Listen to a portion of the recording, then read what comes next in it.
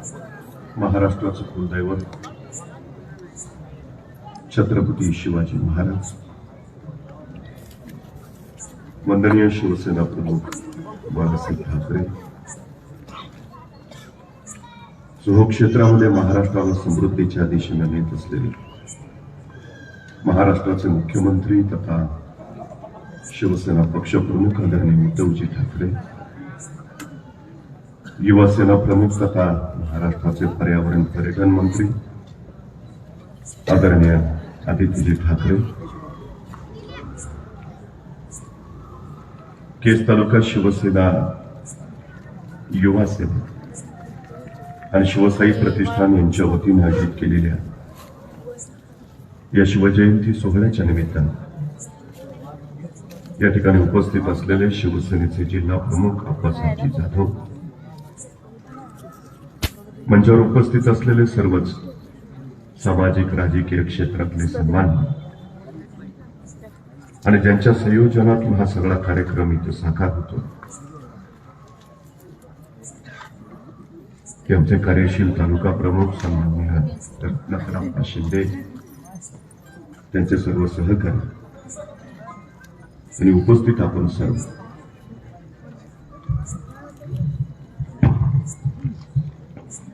युगायुगातून एखादा युगपुरुष जन्माला येतो, जो युगायुगांना प्रेरणा देत राहतो. छत्रपती शिवाजी महाराज हे अशाच युगपुरुषाचं नाव. माणूस गेल्यावर त्याचे पुतळे स्मारक होणं स्वाभाविक आहे, पण एखाद्या माणसाच्या जिवंतपणीच त्याच्या कर्तृत्वाची स्मारक उभा राहिली तर हे भाग्य छत्रपती शिवाजी महाराजांच्या वाट्याला आले. दक्षिण दिग्विजयाच्या निमित्तानं महाराज आंध्र प्रदेशमध्ये गेले. आंध्रातल्या त्या मुक्कामात महाराजांनी श्रीशैल मल्लिकार्जुनच्या मंदिरात दर्शन घेतलं.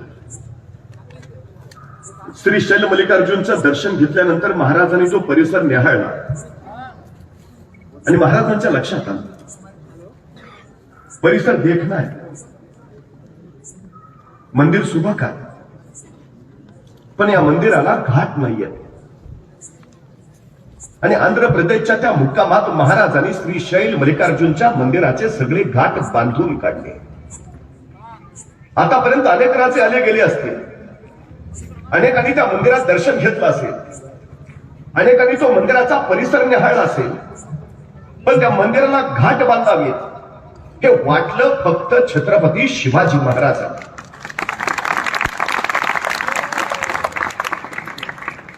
खर तर नसते घाट बांधलं तरी काही अडचण नव्हती.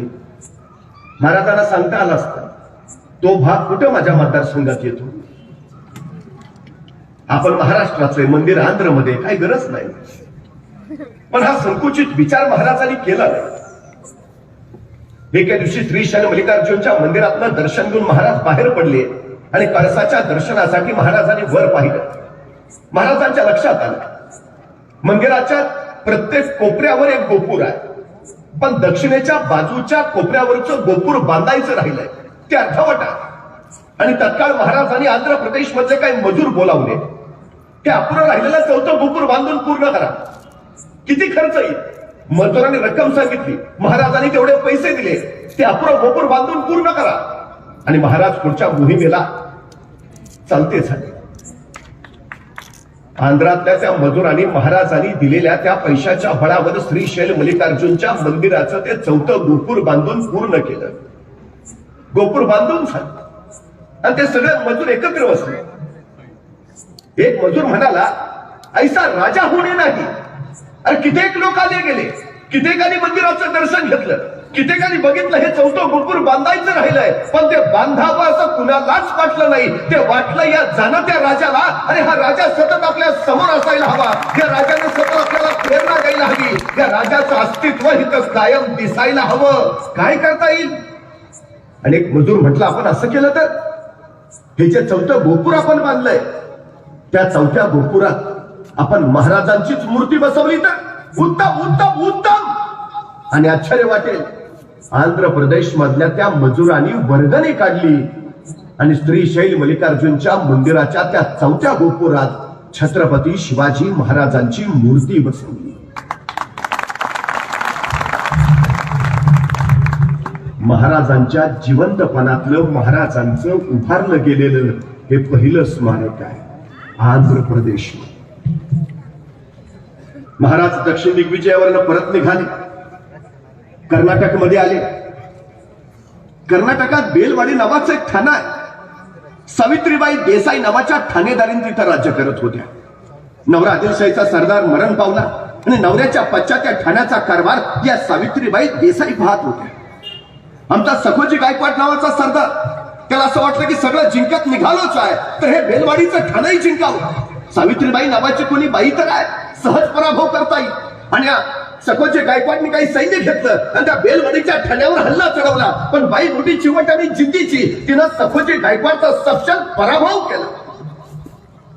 सखोजीच्या उरात आपला पराभव झालाय हे जर राजाला कळालं तर, आणि सखोजीनं आणखी बलाढ्य सैन्य गोळा केलं आणि प्रचंड सैन्यानिशी पुन्हा त्या बेलवाडीच्या ठाण्यावर हल्ला चढवला. यावेळी मात्र सावित्रीबाई देसाईंचा पराभव झाला.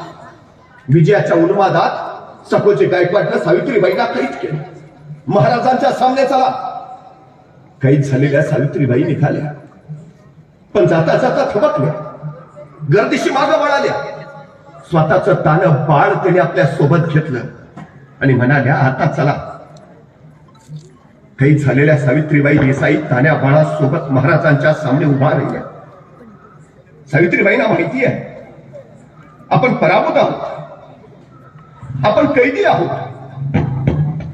हा राजा आता आपल्याला शिक्षा सुनावणार, हा राजा आता आपल्याला सजा देणार. पण राजाने काही शिक्षा सुनावल्या अगोदरच सावित्रीबाई सरदिशी पुढे झाल्या आणि स्वतःच्या हातातलं तानं बाळ त्यांनी महाराजांच्या मांडीवर ठेवलं आणि म्हणाल्या, मी तुमची दोषी आहे, मी तुमची कैदी आहे. काही शिक्षा द्यायची असेल तर ती मला द्या, पण या प्रसंगात माझ्या तान्या बाळाचा काही दोष नाही, त्याला तो शिस्त. महाराजांनी स्मित केलं. चिटणीसाला इशारा झाली. चिटणीस दुधाची वाटी घेऊन आला आणि आपल्या मांडीवर असलेल्या त्या ताण्या बाळाला महाराजांनी चमच्यानी दूध पाजलं. दूध पाजून झाल्यावर त्या ताण्या बाळाकडे बघत महाराज सावित्रीबाईंना म्हणाले, हा आमच्या मांडीवर जो आहे ना तो आमचा भाचा आहे, हा आमचा भाचा आहे. म्हणजे तुम्ही आमच्या बहीण झाला. मग कुठला भाऊ बहिणीला सजा सुनावतो, कुठला भाऊ बहिणीचं राज्य बळकावतो, कुठला भाऊ बहिणीला शिक्षा देतो. सखोजी यांचं राज्य यांना परत द्याच, पण आमच्या भगिनी म्हणून आमच्याकडून चोळी बांगडीसाठी यांना नवराज्य जोडून द्या. आणि हा आमचा भाचा, त्याच्या दूध भातासाठी वतनाची व्यवस्था करा. त्या सावित्रीबाईंना काही कळे ना, कैसा राजा ऐसा राजा होणे नाही. अरे माझं राज्य घ्यायचं सोडलं, मला पराभूत केलंय, पण माझं राज्य न घेता हा राजा मला बहीण मानतो, चोळी बांगडीसाठी मला नवराज्य जोडून देतो, माझ्या तान्या बाळाला स्वतःचा भाचा मानतो, त्याच्या दूध भाताची व्यवस्था करतो. धन्य ऐसा राजा होणे नाही. या राजाची ही कीर्ती लोकांना कळायला हवी. या राजाचं हे थोर पण लोकांपर्यंत पोहोचायला हवं. म्हणून या सावित्रीबाई देसाईंनी या प्रसंगाची 3 दगडी शिल्प तयार करून घेतली. म्हणजे शिवाजी महाराज बसले, त्यांच्या मांडीवर ते तानं बाळ आहे, महाराज त्याला चमच्याने दूध पाजतायत आणि शेजारी सावित्रीबाई देसाई उभा आहे. कधी कर्नाटकात गेला तर धारवाड नावाचा जिल्हा आहे, त्या धारवाड जिल्ह्यात यादवाड नावाचं गाव आहे. त्या यादवाड गावात एक मारुतीचं मंदिर आहे आणि त्या मारुतीच्या मंदिरात सावित्रीबाई देसाईंनी कोरलेलं शिवाजी महाराजांचं हे दगडी शिल्प आहे. महाराजांच्या जिवंतपणी महाराजांचं उभारलं गेलेलं हे दुसरं स्मारक आहे कर्नाटक. शिवाजी महाराजांनी राज्य उभा केलं कशासाठी? स्वतःला छत्रपती व्हायचंय म्हणून, स्वतःचा राज्याभिषेक करून घ्यायचा म्हणून. हा अभ्यास कशासाठी चालला होता? शिवाजी महाराजांच्या राज्याचा वचननामा तरी काय काय होता वचननामा? महाराजांचा वचननामा एकच, सर्वांस पोटास लावणे आहे, बस. 18 पगड जातीची, 12 मुद्देदाराची, साऱ्या जाती धर्माची या मातीत उगवलेला प्रत्येक जण पोटाला लागला पाहिजे बस. कारण रिकाम्या पोटी माणसांच्या पाठीचे कणे कधी ताट राहत नाहीत. कणे ताट ठेवायचे असतील तर पोट भरलेली पाहिजेत, आणि पोट भरायची असतील तर त्यांच्या खिशात दाम पाहिजे, आणि खिशात दाम यायचं असेल तर त्यांच्या हाताला काम पाहिजे. महाराजांनी स्वराज्याची उभारणी केली ना की लोकांची पोट भरलेली राहावीत आणि पाठीचे कणे ताट व्हावेत म्हणून.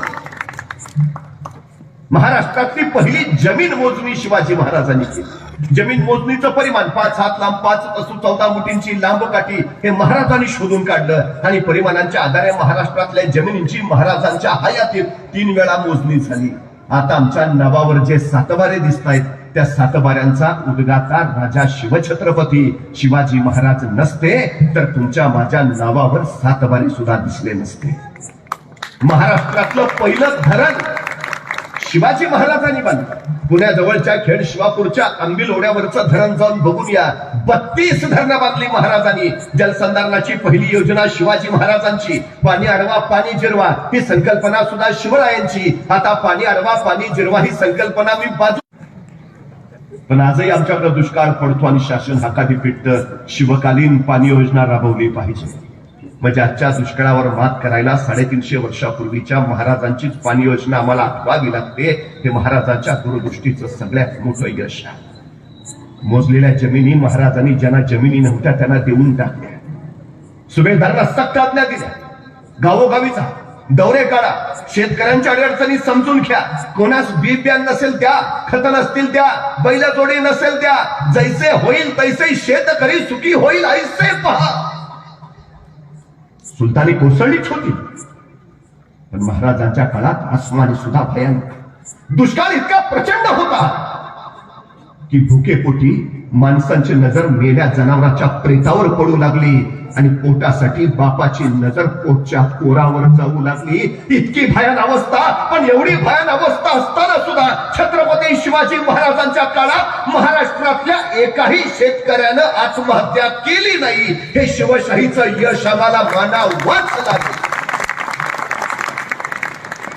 महाराजांनी मातीत मरणारी नव्हे, मातीसाठी मरणारी माणसं तयार केली. हे महाराजांचं सगळ्यात मोठं वैशिष्ट्य आहे. काय होतं महाराजांकडे? कवायती फौज नाही, शस्त्र अस्त्र नाही, सामर्थ्य संपत्ती नाही, काहीही नाही.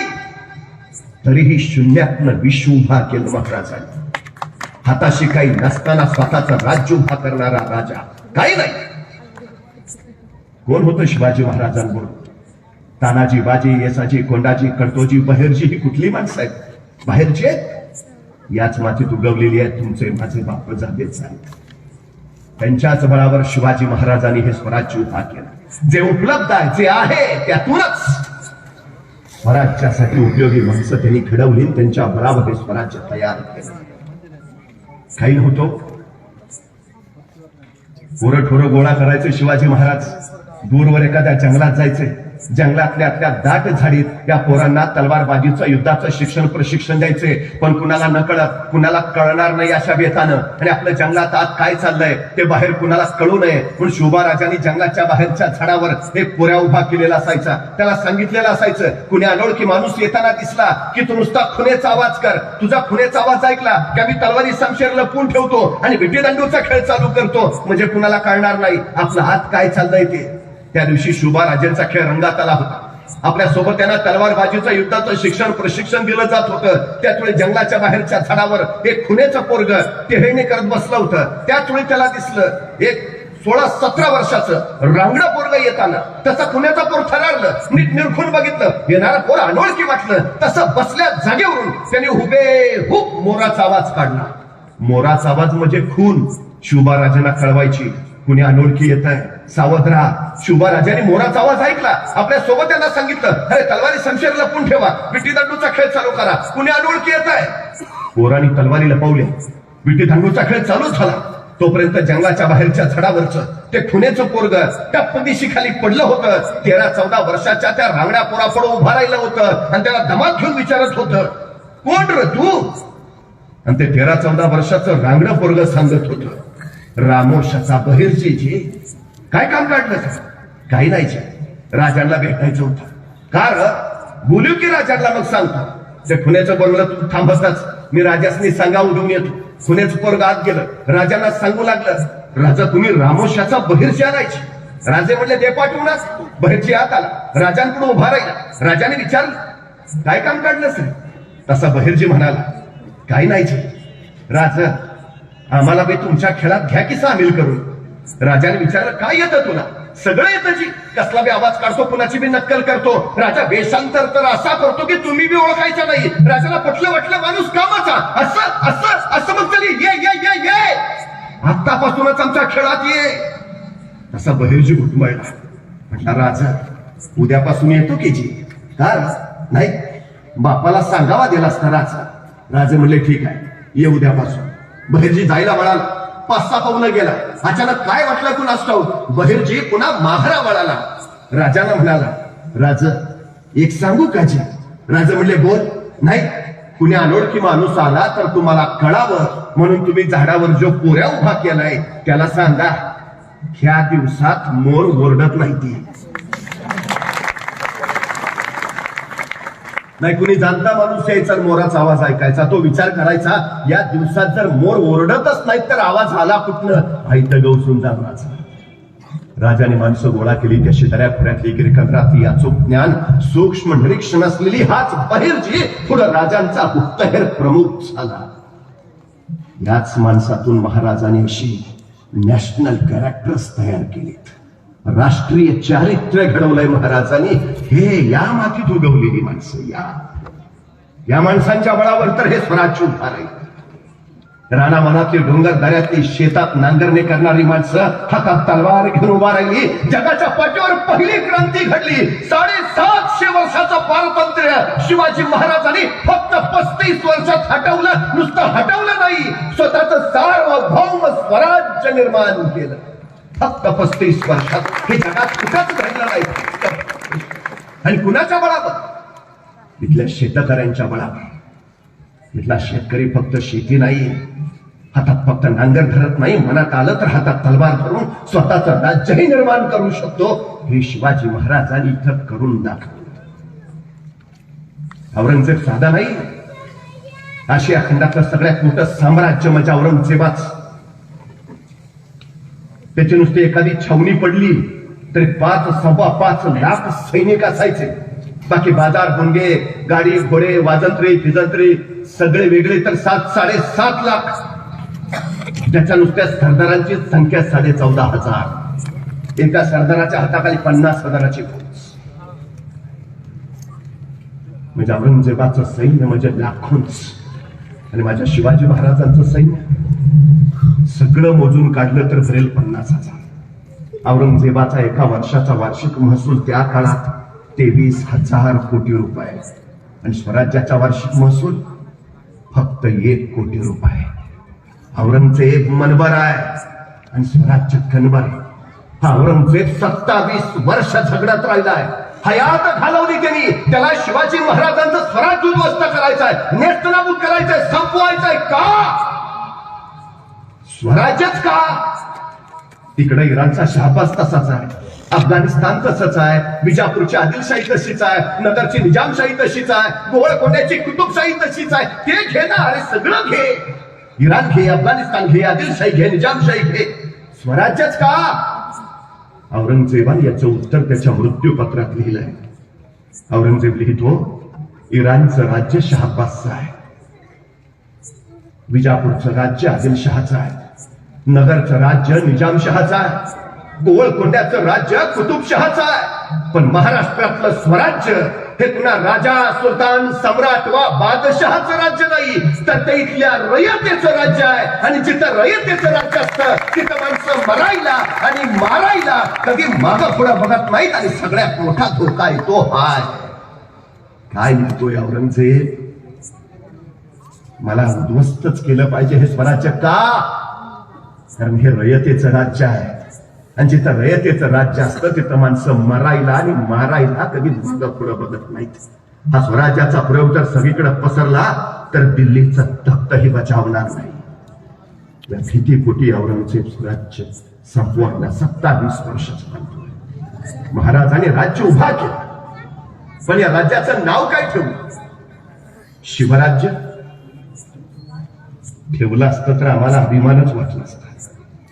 पण महाराजांनी स्वतःचं नाव नाही दिलं शिवराज्य.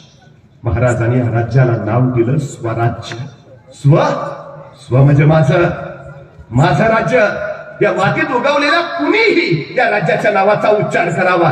स्वराज्य, माझं राज्य. अरे मग माझं आहे ना, मलाच कळलं पाहिजे, मलाच सगळं पाहिजे, मलाच सुटलं पाहिजे आणि मलाच मिळलं पाहिजे. ही उमेदच्या प्रत्येकात रुची भरली फुलली आणि मग इथली माणसं मातीसाठी लढायला, झुंजायला, मरायला सिद्ध झाली. काय विलक्षण. शिवकाळ हा जगातला पहिला काळ आहे. इथं माणसं जगण्यासाठी नाही, मरण्यासाठी स्पर्धा करतात. महाराज एखादी मोहीम काढायचा आणि बाजी म्हणायचा राजा, सोडावा आपला. तसा तानाजी म्हणायचं, बाजी आम्ही आहे नव, ही मोहीम आमची, आम्ही जाणार राजा, आम्ही लढणार. तसा यसाजी म्हणायचा, तानाजी कॉपस नंबर लावून बसलो सर्वात, ही मोहीम आपली आहे, आपण जाणार, आपण लढणार, आपण मरणार राजा. जगाच्या पाठीवरचा पहिला काळ आहे. जगण्यासाठी नाही, माणसं मरण्यासाठी स्पर्धा करतात. या कडवट निष्ठावंतांच्या बळावरच महाराजांनी राज्य उभा केलं. पण राज्य उभा करताना महाराजांनी बघितलं त्या देशात राज्य नव्हते असं नाही. विजयनगरचं हिंदू साम्राज्य होतं, देवगिरीवर यादवांचं राज्य होतं, पण उद्ध्वस्त झाली राज्य. आपण ही स्वराज्य उभा करू आणि ते नाही, हे स्वराज्य चिरंतन राहिलं पाहिजे. राज्य उभा करणं सोपं, पण राज्य राखणं, या स्वराज्याला धोका कुठून आहे? महाराजांनी पहिल्यांदा त्याचा अभ्यास केला. धोका कुठून? आणि महाराजांच्या लक्षात आलं, महाराष्ट्राला धोका जमिनीवरनं नाही, महाराष्ट्राला धोका समुद्रावरून आहे. 350 वर्षापूर्वी सांगितलंय महाराजांनी, महाराष्ट्राला धोका जमिनीवरनं नाही, महाराष्ट्राला धोका समुद्रावरनं. परवा मुंबईवर 26/11चा दहशतवादी हल्ला झाला आणि मग आम्हाला कळालं, हो महाराज म्हणत होते ते खरं होतं. महाराष्ट्राला धोका समुद्रावरनं. आणि म्हणूनच 350 वर्षापूर्वी महाराजांनी सम्राट चंद्रगुप्तानंतर हिंदुस्थानात स्वतःचा आरमार उभा केलं. आरमार उभा करणारा पहिला राजा म्हणून आम्हाला शिवाजी महाराजांचंच नाव ठेवलं. काय विलक्षण. देश आमचा, देशातला समुद्र आमचा, पण समुद्रात प्रवास करायचा झाला तर आम्हाला पोर्तुगीजांचं परवानगी पत्र लागायचं. दर्यावर हुकूमत कुणाची? पोर्तुगीजांची. जहाज उतरवायचा पोर्तुगीजांचा परवाना पण. आमचं राज्य, समुद्र हे आमचाच. महाराजांनी त्यासाठी आरमार उभा केलं स्वतःच. इंग्रजांचा धोका सगळ्यात जर आधी कुणी ओळखला असेल तर तो शिवाजी महाराजांनी. त्या मुक्कामात महाराजांनी श्रीशैल मल्लिकार्जुनच्या मंदिराचे सगळे घाट बांधून काढले. आतापर्यंत अनेक राजे आले गेले असतील, अनेकांनी त्या मंदिरात दर्शन घेतलं असेल, अनेकांनी तो मंदिराचा परिसर निहाळला असेल, पण त्या मंदिराला घाट बांधावेत हे वाटलं फक्त छत्रपती शिवाजी महाराजांना.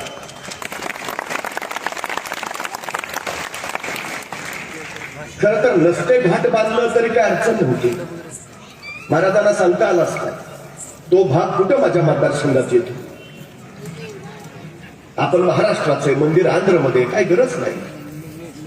पण हा संकुचित विचार महाराजांनी केला नाही. त्याला विचारायला एका दिवशी श्रीशैल मल्लिकार्जुनच्या मंदिरातलं दर्शन घेऊन महाराज बाहेर पडले आणि कळसाच्या दर्शनासाठी महाराजांनी वर पाहिलं. महाराजांच्या लक्षात आलं, मंदिराच्या प्रत्येक कोपऱ्यावर एक गोपूर आहे, पण दक्षिणेच्या बाजूच्या कोपऱ्यावरचं गोपूर बांधायचं राहिलं, ते अर्धवट आहे. आणि तत्काळ महाराजांनी आंध्र प्रदेश मधले काही मजूर बोलावले, ते अपुरं राहिलेलं चौथं गोपूर बांधून पूर्ण करा. किती खर्च येईल? मजुरांनी रक्कम सांगितली, महाराजांनी तेवढे पैसे दिले, ते अपुरं गोपूर बांधून पूर्ण करा. आणि महाराज पुढच्या मोहिमेला चालतेच. ठीक आहे ना. आंध्रातल्या त्या मजुरांनी महाराजांनी दिलेल्या त्या पैशाच्या बळावर श्रीशैल मल्लिकार्जुनच्या मंदिराचं ते चौथं गोपूर बांधून पूर्ण केलं. गोपूर बांधून आणि ते सगळे मजूर एकत्र बसले. एक मजूर म्हणाला, ऐसा राजा होणे नाही. अरे कित्येक लोक आले गेले, कित्येकानी मंदिराचं दर्शन घेतलं, कित्येकानी बघितलं हे चौथं गोपूर बांधायचं राहिलंय, पण ते बांधावं असं कुणालाच वाटलं नाही. ते वाटलं या जाणत्या राजाला, अरे हा राजा सतत आपल्या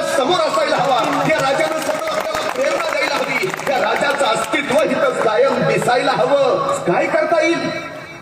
आणि एक मजूर म्हटलं आपण असं केलं तर हे जे चौथं गोपुर आपण बांधलंय त्या चौथ्या गोपुरात आपण महाराजांचीच मूर्ती बसवली तर उत्तम उत्तम उत्तम. आणि आश्चर्य वाटेल, आंध्र प्रदेश मधल्या त्या मजुरांनी वर्गणी काढली आणि श्रीशैल मल्लिकार्जुनच्या मंदिराच्या त्या चौथ्या गोपुरात छत्रपती शिवाजी महाराजांची मूर्ती बसवली.